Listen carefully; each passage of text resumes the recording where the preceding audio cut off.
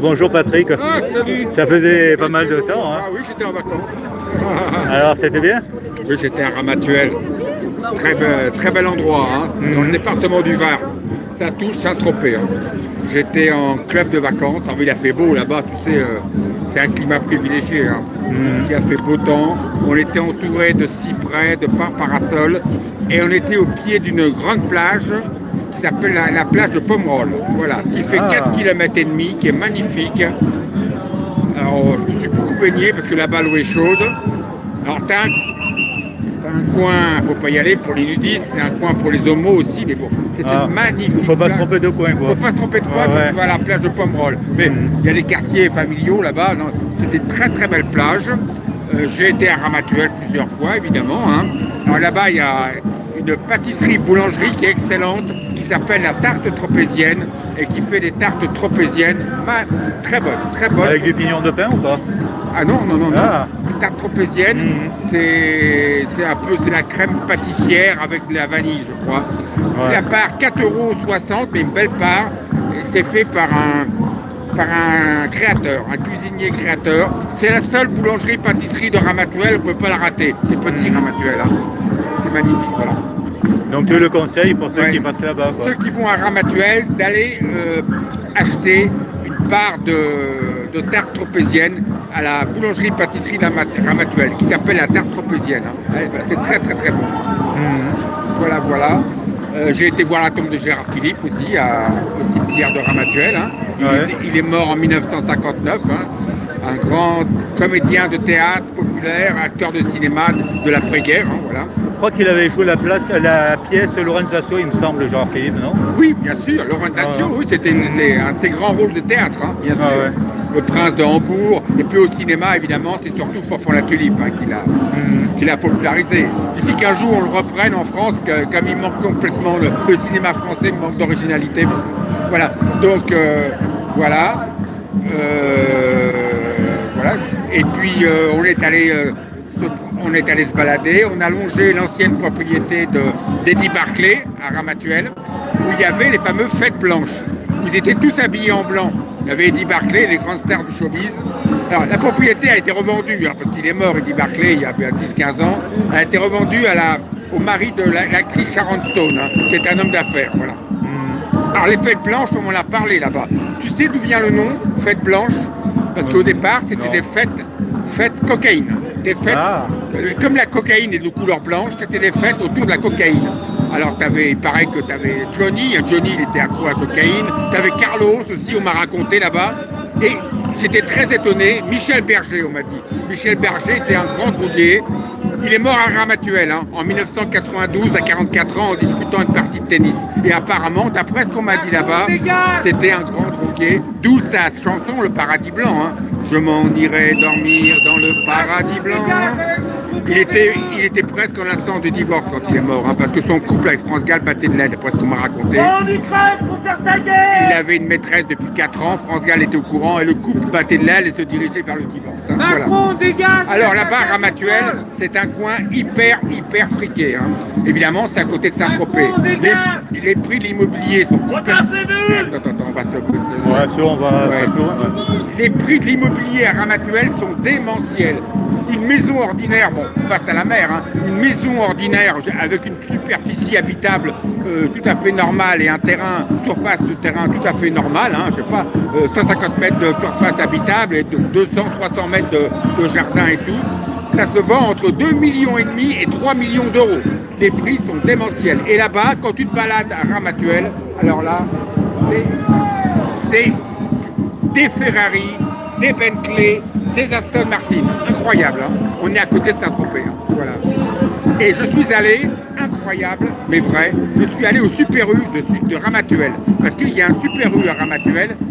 Dans Super U, c'est une grande surface populaire. Alors j'ai vu le coin des vins là-bas. Il y a une armoire qui est fermée à clé, avec une température réglée à l'intérieur, avec des grands crus. Bordeaux, Bourgogne, Grand Cru, 300-400 € la bouteille. Mais le summum du summum, ils vendent des châteaux Pétrus Pomerol, Château Pétrus à 4 990 €. Ils auraient pu arrondir à 5 000 €. Ah ouais. Je te dis la vérité, hein. Je l'ai sur mon Ah ouais. portable. J'ai la photo sur mon portable et les gens peuvent vérifier qui habitent là-bas. Ils vendent au Super U de Ramatuelle des Pomerol, Château... qu'est-ce que j'ai dit?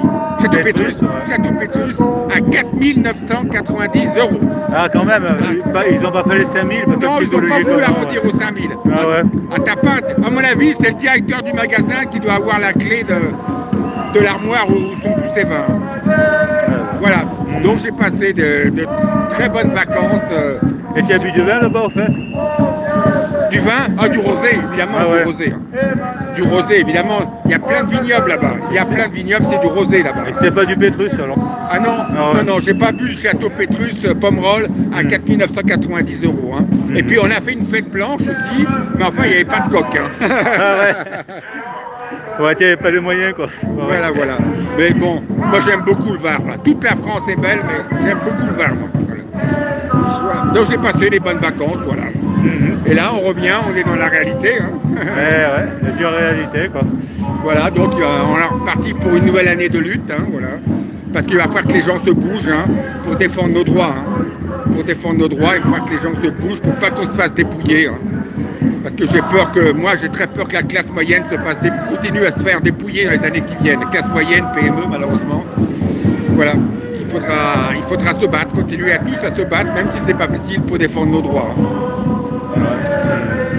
Voilà, Ouais. mais je pense quand même, bon, il y a un blocage politique, hein, je te l'avais dit, hein, lorsqu'il a dissous l'Assemblée, l'autre, une dissolution. Quand il a dissous l'Assemblée, personne n'a compris pourquoi il l'avait fait. Hein. Je t'avais dit à l'époque, on a une chambre plus près d'être ingouvernable que gouvernable. Ben, la suite a prouvé que j'avais raison. Hein. Mais il a quand même gardé le pouvoir, hein. Il a réussi à prouver que le député ne jouait un rôle qui n'était pas celui de défendre le peuple. Quoi. Il a révélé des choses, je pense. Hein? Il a révélé une sorte de collusion, quoi. Ça. Ben, le Macron, Ouais. malgré le fait qu'il est dissous l'Assemblée nationale, qu'il ait eu Oui. une... Oui, on peut dire que la politique n'a pas changé, hein, bien sûr. La politique n'a pas changé, cette chambre est très divisée, elle est plus près d'être ingouvernable que gouvernable, comme je te l'avais dit. Et comme je te l'avais dit dans ma première vidéo, et qui date il y a 2 ans, on est tranquille jusqu'au JO. Et après, les problèmes vont commencer. Ben, c'est exactement ce qui s'est passé. Hein. Il s'est quand même permis de placer le Cornu en Premier ministre, un copain, quoi. C'est son plus proche ministre, ouais. Ouais, il aurait pu mettre Benalla à la limite. Ça aurait... Ouais. De toute façon, tu sais, je pense que maintenant, notre plus gros problème, c'est quand même Macron. Alors bien sûr, il y a un blocage politique, la France a des grosses difficultés économiques et financières, on en a souvent parlé, hein. On est en réalité en récession, en faillite, on a sacrifié notre industrie pour les services, c'était la grande erreur mortifère de la France, on a une population vieillissante en plus, mais malgré tout le blocage politique, économique et financier de la France, je pense que le plus gros problème maintenant, c'est Macron quand même. Hein. C'est un personnage, comment dirais-je, démoniaque. Il veut le mal, il propage le mal. Trump dit sur Macron qu'il transforme en merde tout ce qui touche. Mais il veut le mal, il est le mal personnifié. Il veut cette guerre en Ukraine. Il a vu cette guerre en Ukraine, hein, provoquer des millions de morts. Hein. Il ne se rend pas compte qu'on n'engage pas une guerre qu'on ne peut pas gagner. Et quel serait notre intérêt? Quel serait notre intérêt? Notre intérêt économique, c'est de bien s'entendre avec la Russie, hein, qui a le gaz, du pétrole à foison, des matières premières à foison. Macron a le mal en lui, il est démoniaque. Il a le démon, un ou plusieurs démons en lui. Et je pense que malheureusement, tous nos problèmes politiques, économiques et financiers sont relayés bien loin. Je pense que le plus gros problème, c'est Macron. Voilà. Voilà, tant qu'il sera là, on ira de mal en pire, et c'était...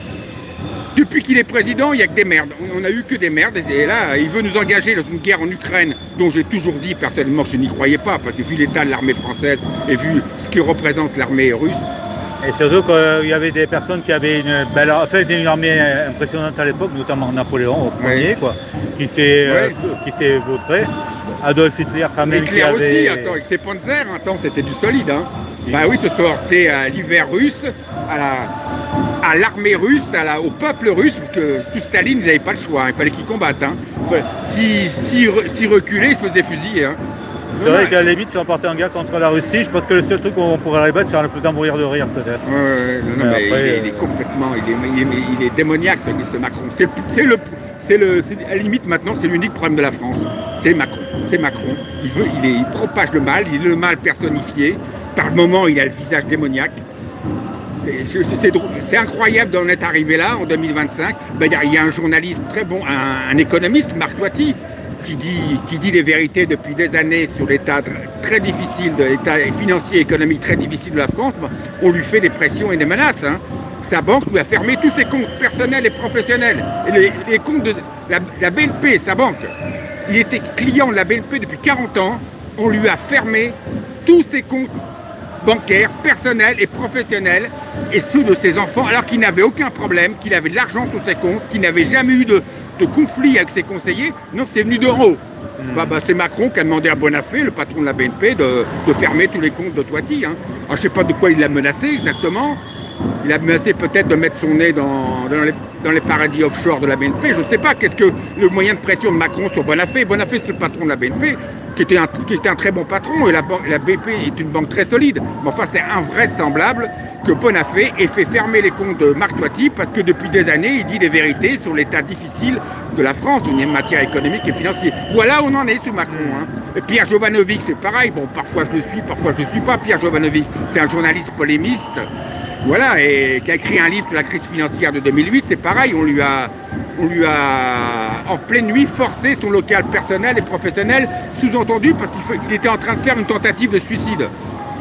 Parce qu'il était en train de faire, soi-disant, une tentative de suicide, lui qui n'a jamais été dépressif, on lui a en pleine nuit forcé son local professionnel rue de Rome à Paris, on a voulu forcer son local personnel aussi, pour éviter une tentative de suicide, alors qu'il n'a jamais été suicidaire. Mais non, c'est venu de l'entourage de Macron. Hein.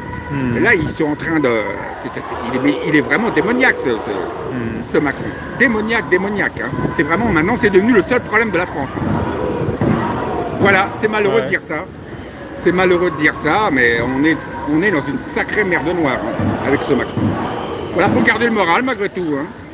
De toute façon, on n'a pas le choix. Hein. Faut garder le moral, voilà. Hein, si on a la santé, il faut garder le moral, il faut avoir des projets. Mais enfin, c'est pas gai. C'est pas gai parce qu'on voit pas où on va là.